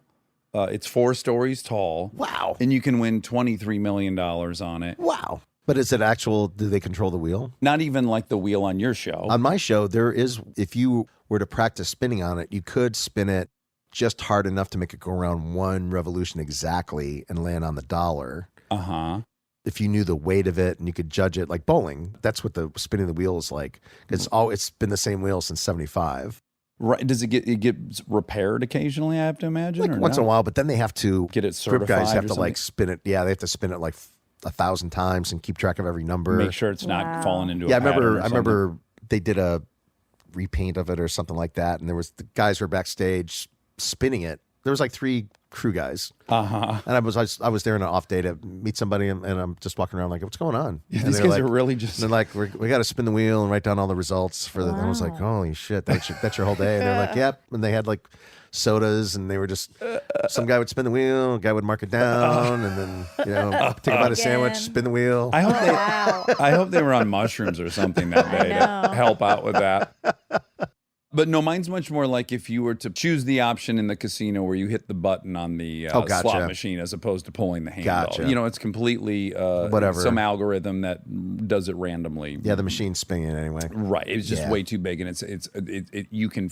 but it is randomized. It is because Yeah, there's all okay. this oversight. Gotcha. But again, I think it's 40 tons, so there is 80,000 pounds taking motion. And So then is it like a stopping. deal or no deal where they can like, you want to stop spinning the wheel, or you want one more spin of the wheel? Similar. So they'll have some money on the board and in the final act of the show, and then they have a family member, and they get all. Let's say they have $1 million on the board, and then this walk away number comes up. Like you could bring in now, and you're guaranteed you're going to walk with 200 grand. And the person in the audience can either hit that or not, and then they spin again. It might go up to $3 million, and now the walkaway number might be 600,000. But their next spin could also be back to zero, and they're fucking done. That's the end of the game. So if someone didn't ring in, they're going home. It's when it doesn't go well as the host, it is fucking rough, because that's also revealed seconds before I'm like, good night, thanks for watching. So some of these are absolutely heartbreaking, and then I gotta like throw it to the end It of the really show. is, isn't it? When people like lose horribly. Yes, you go on the ride with them, you can't help but get kind Yeah. of sucked into their ride, On right? Price is Right, I feel bad if somebody plays the game badly. I'm not allowed to give them any hints, but if somebody like really is like lost and at sea, and I can only help out so much without saying, say 7. I can't do that. You're right. Right. think But you it's want to really- walk right up to that line. If it don't was you? me, read me the number. I can't do that. right. I just feel bad for them sometimes. Yes, me too. They're 'cause nervous. They're on TV the first time. Yeah. Oh, yeah. There's so much going on, and then certainly on my show, like it's actually life-changing amounts of money. Like, Yeah. these $1 million, people. a lot of money. Oh my god, yeah, and people have won it, and people have like could have walked with $2 million and they didn't. There's that gambling stuff coming into play again. Oh yeah. They used to do Let's Make a Deal. Same producer for Price is Right as Let's Make a Deal. Okay. And they used to do Let's Make a Deal in Vegas, and they don't anymore because they were at the Tropicana. Uh-huh. And one of the problems they were having is Wayne would go, here's $40 now. You can keep that $40 or trade it for what's behind door number 2. And everybody would go, nope, I'm keeping this $40 Because they can immediately gamble with it. Because they're so broke when they show up. Right. $40. Yeah. Fuck, I'm keeping this $40. I'm not getting rid of this $40. They just learned the hard And way. Wayne could be like, could be a car, could be a and there would be a car, could be a trip. What's a trip? Nope, I have $40. I'm keeping the $40. And it was like such a chore to get people to trade stuff in that they already had. Right. They weren't. It was a really- geographical hazard to the show. weren't willing to risk anything. really fun. That's really fascinating. It'd be fun to do like kind of a sociological experiment where you'd set that show all over the world. So like if you put them in Paris, maybe they'd be like, oh no, I got to go for 10 million or nothing, because anything shy of that's not going to affect my I had a life. meeting with the president of Fremantle last night because the season's about to start again. And Fremantle is the company that licenses Price is Right to CBS. And they have shows all over the world. And I was asking what other shows, like they do America's Got Talent and Paris has Got Talent and Germany's Got Talent. And they're all the Got Talent shows. That's their biggest show. Right. Any countries without talent, did he say? Well, hardly any. So everybody's got some kind of talent. But the problem they have with Price is Right is our prizes now are so good It's not just rice-a-roni stuff. Like we have really good, amazing trips and great car. Like the prices are great. Yeah. The other shows can't afford it. Like they used to be able to, we can give away rice-a-roni and an area rug or whatever. Yeah. And now they want to do like the American show. And like, we can't afford that because our budget's not big enough. Really? So it's hard to syndicate now. Wow. Harder to sell it nationally. than it was, or yeah. internationally. So how many episodes of that a year do you shoot? 190. 190. Yeah. So even if you're making $10 an episode, you're crushing. Yeah. Yeah. Yeah. And how many can you do in a day? Last year we started doing 3 show days so we could get a longer summer off. The downside is this next season we have 16 3-hour days built in, which is a really long day. 16 3-episode days. 3-episode days. Yeah, sorry. It's a long day. Right. A really long day. Wow. So 190 episodes a year, and you've now been doing it for what? I'm just starting my 13th year. 13th I year. have 12 years under my belt. So you've done over 2,000 episodes. It's the of longest show. job I've ever had. That's a very long job. It is. Oh yeah. There's people on the show that have been there like 30 years, 35 years, 25 years. And you don't even blink an eye when you hear that at this show. Yeah. It's like, oh yeah, been here forever. The audience is whipped into a lather. I mean, they come to fucking party. I have had friends. They show up in a lather. Yes, they show up in There's a no, lather. we don't have a warm up act coming on ahead of time to get them whipped up. Well, they will catch on fire probably. Yeah, they all come in and the music's pumping and they're all like dancing and high fiving each other and getting their seat and wooing and like, Yeah. woo, we made it. And they're like screaming back and forth. And so they're pumped up from the minute they walk in. I've noticed some people are going there like, I don't want to say ironically, but some people are going, they have a whole mission. Do you know what I'm saying? They have got like a plan. Yeah, they want to have the Price is Right experience. So they're right. there and they're like, I'm going to go there. I'm going to yell out. I'm going to, Well, we might all wear these same shirts. we're going to wear the We same might shirt. do- If I get called to come down, I got my dance all planned out. Right. What I want to do. I know who I'm going to say hi to.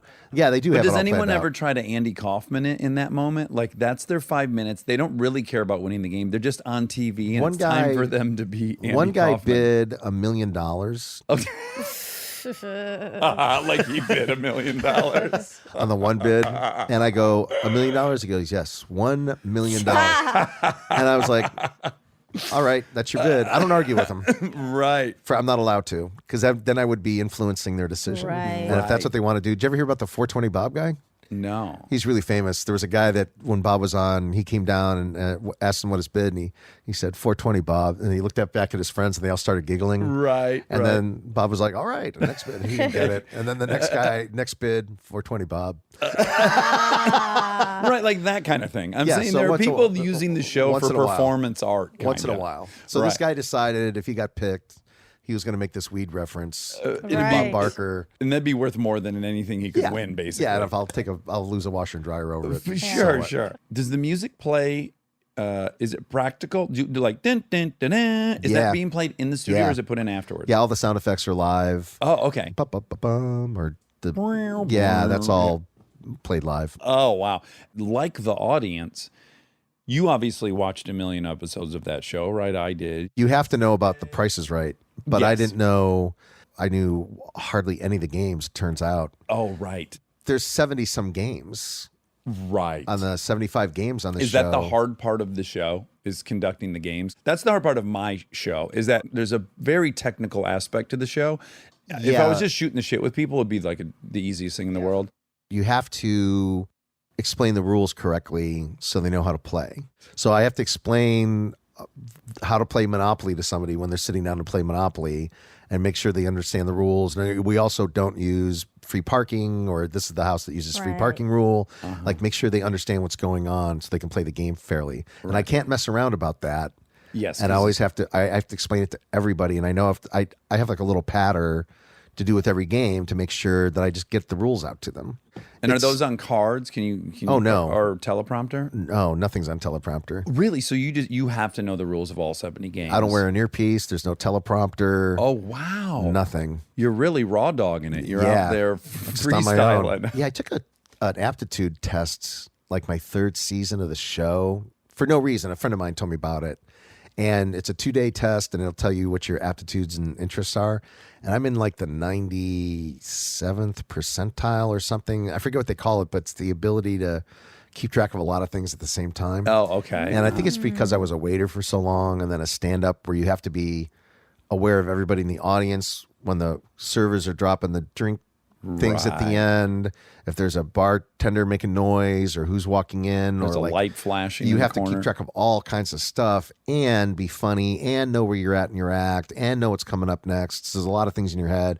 When you're waiting tables, even in my Denny's days, okay, that person needs coffee. Let me pick up this order. Going to get that like I have a bunch of things in my head going on at the same time. And on Price is Right, okay, I got to make this contestant feel at home. I got to empathize with them, make them feel okay, and make sure I'm in camera 2 can see me, and pay attention to George talking because I can't hear him because it's so loud. Right. But I'm looking at his face to see when he's done, and I have to keep track of people in the audience who's yelling out if their friends are there, what they're saying. So I'm keeping track of all this stuff at the same time while the show's going on. Right. And that's not hard for me. It's just a thing I can do. Right. Because I've had so much practice at different jobs and stuff my whole life. Was it surreal to step into that So environment? surreal. You knew implicitly that you are now inhabiting. I mean, just Yes, it's strange, absolutely, right? really weird. Like I'll never forget that first day walking out. It was like getting hit by a wave of sound. Like I'm surprised I didn't get knocked over. It was so loud. I could really almost feel like a comic book wave of things coming at me where I was just like, I'm surprised it didn't blow my hair back. Right. It was so loud and people were, and I was like, oh my God. Like I rehearsed a bunch of the shows before that and I knew, okay, walk out, stand here, let's do it again and say this to this camera. Let's do it one more time. Okay. Break for lunch. Like I would do rehearsals like that. And I played it along with full shows, people from the production office, but nothing prepares you for that noise and just the energy that's in there. It's like amazing. Yeah. I, for some reason, it was easier for me to digest that I was in a movie and more easy to digest I was like in a TV show than when I would step back off stage from this game show I was in and I would look on the monitors of what it looked like. For me, that was the most like, how did I get here in life? Like, Yeah. that's the first time I ever like really couldn't I comprehend. think Like, about that all the time. It's weird. it's really, I don't know why that specific thing for me triggered like, how on earth did you leave Michigan? This is where you're at now. It is weird because you grew up in a normal-ish, Yeah. no dough, like people not having any expectations of you, and all of a sudden you're doing this almost unique thing. It's a carnival. If it's not unique, it's rare. Yeah. Where you're like, oh, there's only a handful of people on the planet. Who've had this bizarre experience. Yeah, this is like really kind of crazy Yeah. that I get to do this. Yeah. Like one of my driving forces is like when I got the show finally, a lot of the production people confided in me like, oh, we thought the show was going to get canceled and we were all worried that we weren't going to have a job. I was like, really? He said, yeah, because we were like auditioning people and having people come in and nobody was working and and Bob was gone and we thought, oh, the show's just not going to work without Bob. Yeah, Bob was the show. Bob was the show, and then thank God you're here because now we know we have work and the show's going to keep going. But there was people like legit worried, like, oh shit, this could be the end of The Price is Right because they can't find a replacement. And nobody can be Bob. And I'm not Bob at all. I'm not saying that, but I think I do a good job hosting the show. I don't think they would have let you do 2000 if you were doing a No, bad job. no. I also think like, oh, like Bob Barker's an icon. Okay, let's get that out of the way. Mm-hmm. Knowing that if an icon can leave a show and the show can still keep going, then I can leave the show and have the show keep going.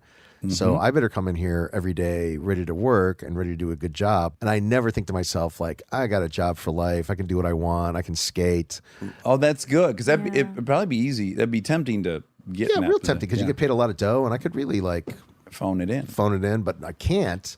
Yeah, the show won't work if you're phoning it in. Yeah, right? the show won't work and they'll just fire me. Right. The brand's bigger than you. Brand's bigger than anybody. Right. And every year I'm like, man, they could find somebody younger and hipper and something or Yeah. whatever direction they want to go in. And I wouldn't have anything to say Some about Dak it. Shepard type might yeah, come in. somebody. And I'm like, this is it. This could be my last year. So I might as well enjoy it. And that's the attitude I have all the time.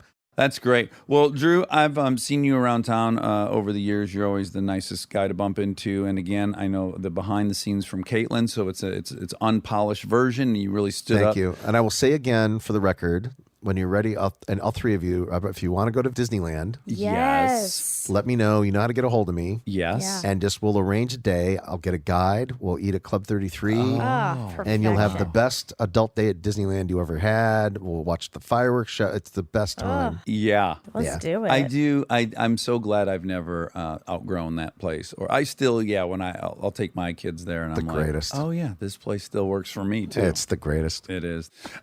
Drew, you're awesome. Thanks for coming. Thanks, man. It was And fun. I worship at the altar of your 2,000 episodes. May I get to 200 someday. Yeah, I hope so. It's a lot of fun, man. It is. Nothing wrong with being a game show. It's host like doing anymore. Coke. I mean, it's on. I never did Coke, but All right. Be good. thanks. And now my favorite part of the show, the fact check with my soulmate, Monica Padman.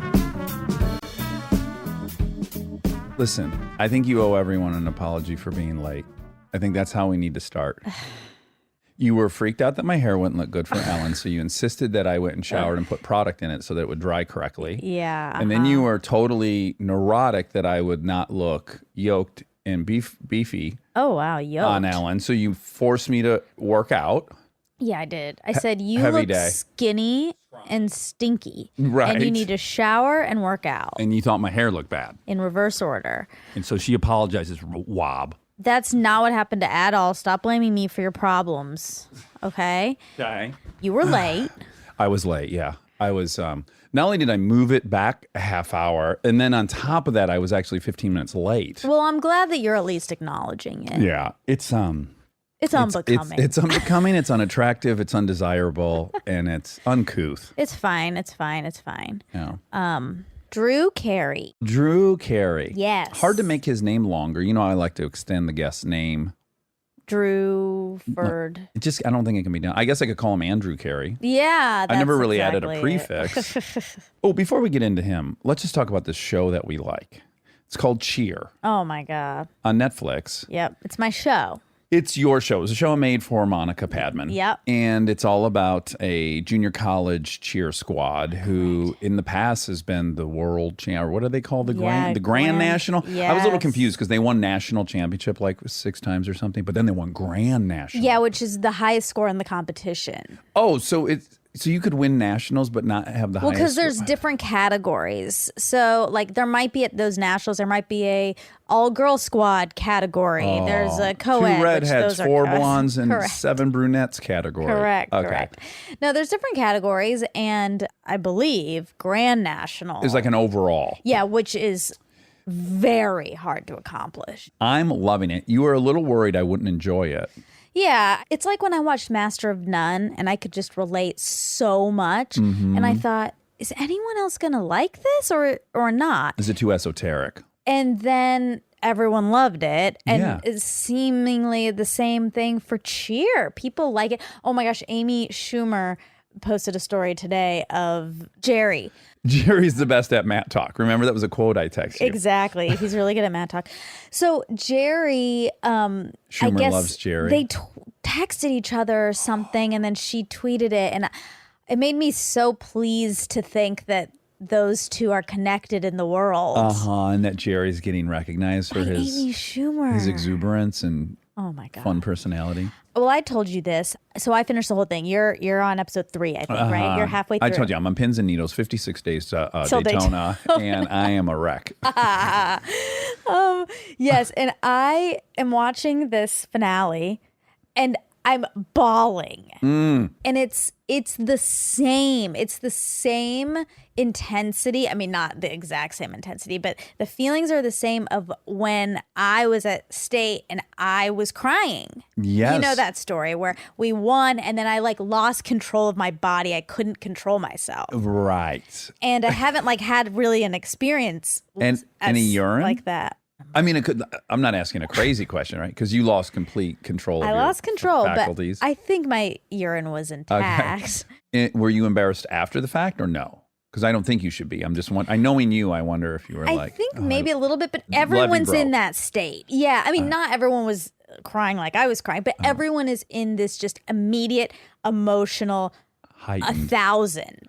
Ooh. And you go from below 10 to 1,000 because you're You're nervous. You're so nervous. You're so nervous. You're uncomfortable. such a specific feeling. Can I tell you, that's what ecstasy is. That's why I'm trying to get you. Now, I you don't had to work need your it. ass off. And all you got to do is pop a little pill. No, it won't feel the same. It only feels that good because you earned it, because you worked so hard. And it really does. It boils down to 2 minutes. Your whole year. 2.5, right? 2.5. In their case. I'm correcting you now. Wow. The student has become the teacher. 56 days to Daytona. Maybe they get 15 seconds to 2:30. get on the mat and then 15 seconds to get off. Oh my God, the feeling, because you'll see when you get there, but the seconds before when you're on the mat and you're waiting for the music to start, oh my God. Here's what's great. Can I point out something you're not going to like? I want you to acknowledge that when you're watching these NFL documentaries about CTE and the helmet technology, that you're going, this is ridiculous. There cannot be a sport where everyone's brain ends up busted at the end of it. Sure. Right? It's so obvious to you. On the outside, and probably when you hear these football players going like, I don't give a fuck, you're probably like, you guys are being so short-sighted and stupid. Now, I'm watching this documentary. People are getting concussions left and right. I mean, boom, boom, boom. One of the gals had 5 of them. They're going to get CTE. And I said, this is insane. They don't practice with the minimally bicycle helmets that weigh all of 14 ounces. It would not fuck up your anything. Yes, your it head's, does. Your head's 30 pounds. That you can throw 14 ounces on there. It is so preposterous. Anyone that's not you will be able to watch this and recognize there's no reason not to practice with a helmet on. Yes, there is. Okay, lots of reasons. For one, it ends up being less safe because you will hit your helmet on somebody's arm. People are I catching love that you you and think touching a helmet you. is that much harder than your forehead or your occipital bun. No, They're all it's hard. it's just making more space around your head. So when you're catching them, you're not normally hitting your head unless something happens. You're not normally like hitting your head on someone's chest, but if you have a helmet on, it would. But let's be clear, as someone who's now an expert from watching this program, Okay, they're yeah, catching them by the body, not the head. If they're catching them by the head, there's been an error. I know that. That's not what. Ugh. The back spot is catching from behind. They're catching under your arms. And they are catching your body, but your head is here on them. I'm not saying put spikes in the armpits. I'm saying Your head is here on them. Yeah. If there's a helmet, you'll hit. yeah, the helmet's not harder than the back of your head. The Were you saying 'cause there's a head little doesn't bit? hit, yes, but if there's extra, that will hit. It's ever you're so tight. You're in the most confined, tight spot. You don't have room for extra material. And also the extra ounces really does make a difference. You have to have very specific shoes. Like we had these specific shoes that were, I think, 4 ounces. Why are you? You're being bullheaded. I'm and not. You're not worried. You're not You're being bullheaded. You're being helmet-headed. You're not prioritizing safety or the rest of their life. So They're choosing it. I'm not saying they have to wear it in the competition. I know everyone needs their blowout to look good and their hair's got to do a certain thing. I'm just saying in practice, just like they've now, in practice, they don't run as much in football. They have less contact practices. They're making adjustments that are realistic. And I'm watching this show, which I love and I respect all the athletes. And I'm going, they're just not doing everything they could do for safety. No, look. I would not they're let not. no, They're not. They're not. I And agree with you. I would not put Delta in there to get fucking 5 concussions, 5 And I concussions. guess she's never going to feel the feeling that I felt. Well, there could The be one that ecstasy. doesn't have the byproduct of head trauma. No. Yeah, there's many sports that don't have the byproduct. I never got a concussion in my time. It's not Are you sure? little. Well, I guess I'm not sure. I'm not sure. I'm seeing early signs of CTE because you know what? One of them is aggression. Then you have it. I know I do, but I'm owning it. Wakeboard accident, motorcycle accident. Oh my God. I'm going to get more and more aggressive. I hate you. Okay. No, I know what you're saying as someone on the outside, but you are wrong. You can't practice with something and then just go to the competition and expect everything to be to be fine. It's not. Everything do you know- changes. Do you know why? You'll see when you get to episode 4 or 5. Do you know why you're not correct? Because it's never been tried. You're saying a theory that's never been tested. Do you know why you're not correct? Why? Because you've never done it. Right. And I have. And I know that even if somebody has like a brace on that's almost flush with their skin, it makes a difference. It makes a difference in the way people are catching you. It makes a Then difference what- in what they have to hold. I mean, it makes a difference. And everyone will have to adjust. No. Yeah. So Because far, it's we haven't ridiculous had to. send someone out after a career of cheer 4 years, 5 a year, 20 concussions, CT. No way. You are just like one of these NFL No, deniers. I'm not. You are blinded by your love for the sport. I'm not. I did that, and people did get hurt, and people like came out, and we lost people. We had to get put alternates in. That happened all the time, but never because in our experience, never because of concussions, and never because of something a helmet could have stopped. Okay. Lots of torn ACL, lots of tumbling injuries, and I'm not worried about people having a limp. Well, no, they just can't tumble, and then they're out. Right. They're not on mat. Oh, and they're not on that. And you're saying, oh, you don't care about that for future. No, Yeah. someone can live with a fucking bum knee the rest of their life. Well, I ripped my hamstring. Right, and you're fine. You're doing great. You're I'm doing thriving. okay. I have a tight back. Jesus. Okay, Anyway, we love Cheer. we do. It's a I could great talk show. about- it really brought me back, and I thank Netflix for that. Whoever's listening to this, will you vote? Will you vote on this episode of whether you agree with Monica or I? I want to see if I'm off base or if Monica's off base. We need some objective outsider. No, because I'm an actual expert. That's in what this. blinds you to it. That's the only weird thing about you. You cannot see your own blindness. Hey, What? what? No, I'm saying you are suffering from being in the forest. Can I just point out the difference? If you said to me, people die riding motorcycles, I would go, you're absolutely right. It's absolutely dangerous. I wouldn't deny at any point the reality I've heard of it. you deny. What have I've heard you me say deny? it's not as dangerous as people think. MotoGP racing isn't as dangerous actually as F1 where they're in a car. Ironically, that's just the data. The guy hasn't died in a long time in MotoGP. Now, Isle of Man, where they race, 2 or 3 guys die every single race. Yeah, I hate that. You know? Okay, but you're not making any changes. I'm not in denial of it. I think changes would be fantastic to Isle of Man.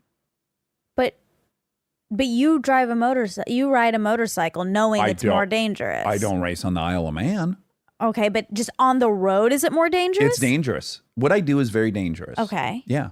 Okay. Yeah. So I'll say that there's a lot of injuries. Right. But you don't want it to change in any way. But do you want it to change? Yes, I was very in favor. Now leathers, you can buy leathers that have, and they're called an air suit. And when you start to crash, it inflates the whole suit so you don't break your bones. Now, there are a lot of people that had issues with that because of the added weight, because of that thing deploys, you lose your, potential ability to control the motorcycle, blah, blah, blah, blah, blah. I was very in favor of the air suit. Well, it's a little different because you're riding recreationally. I take it very seriously. I Don't know diminish. you do. Don't I diminish. know you do. You've never been to a track day with me. I know you do. When Channing's faster than me, it ruins my whole life, and I must be faster. So, Sure. So there's injuries, but I don't think anything should change. And I hope everyone gets a concussion. Oh my God. And I hope everyone gets CTE. Oh my God, you're the devil. Yeah, because cheerleading you end up, if I have CTE, I'm doing great. So all of them should get it. Oh my gosh. Oh my gosh. We've got that Crack Shack update. Oh, There's an update. Rob, do you want to say it? please. Sure. Yeah, someone from the Crack Shack family emailed us and said that crack is a play on cracking an egg and that they're technically a chicken and egg restaurant. Rob says egg. Oh, I like that. Egg. That's egg. a Chicago thing. Well, we apologize, owners and family members of Crack Shack, for assuming it was a play on the addictive quality of crack cocaine, otherwise known as rock. I still think people, though, when they see the sign, think that. We know their intentions now, which is beautiful, but I still think people think Crack Shack like it's addictive in a good way. I think it is so funny that you think I am in the forest about my stuff, but you're not in the forest about your stuff. Because that's an example right there.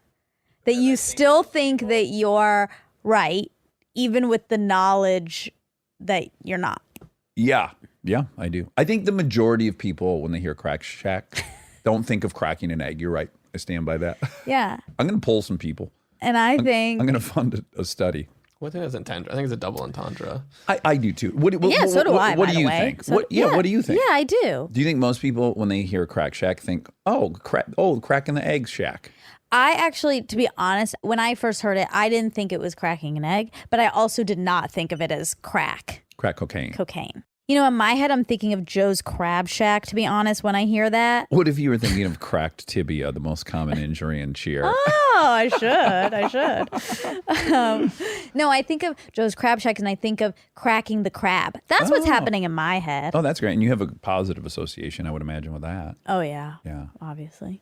And a birthday or two there. Ooh. Well, good. Now we know. Now here we are. Here we are. Before we get into Drew, but this is connected. So much house cleaning. Go ahead. Oh, my God. Because Drew is a game show host, and we just watched a game show last night. Yes, we did. Jeopardy. Oh, And my. we were Can I roll it out because it's kind fucking of mess. category. Well, here's what's great is you knew that I had read the clues for a category. Yeah, and I thought that was really cool that you got to do that. Me too, like a month ago. And I did not even realize while I was reading the category that the whole category was going to be named Not an Armchair Expert. I mean, freaking out. I didn't realize that. Yeah. So I read all these answers with great stress because there was a lot of multisyllabic words. There was some hard pronunciations. But I got through it, and that's all. I just put a pin in it. Here's the reveals. I thought it was on a standard episode. Then we come to find out we're on the goddamn Category greatest board. of all time episode. The prime time, 8 p.m., 14 million viewers. Yes. Well, so right there, I'm already at like an 11. Like, Oh, how did I end amazing. up on that? It's such an honor. And then to be on the prime time. And then the fucking category is Not an Armchair Expert. I know. My God, I could not even wrap my head around it. Your reaction was so wonderful. You were standing. Well, I really did not. I had no. I didn't know. You didn't I didn't know. know that's what was going to happen. Oh my God, it's so flattering. Oh, what a night. Oh, God, what a night. Okay, Drew Carey.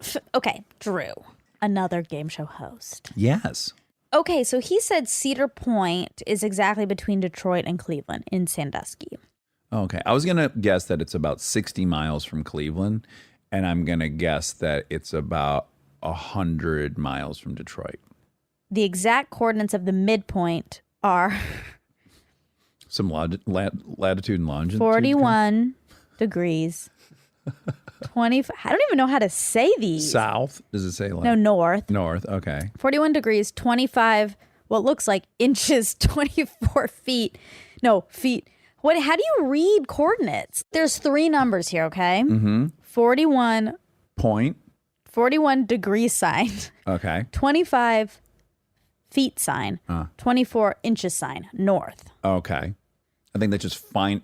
Further refining that 41. Sure, but I guess what I'm asking is what is the verbiage? How do you say it? Because you don't say 41% and you don't say 25 feet, 24 inches. This is just how you write it, but I don't know how you say it. Yeah, I don't So, either. okay, 41, 25, 24 north, Great. 83, 10, 40 west. Okay. Okay, Okay, great.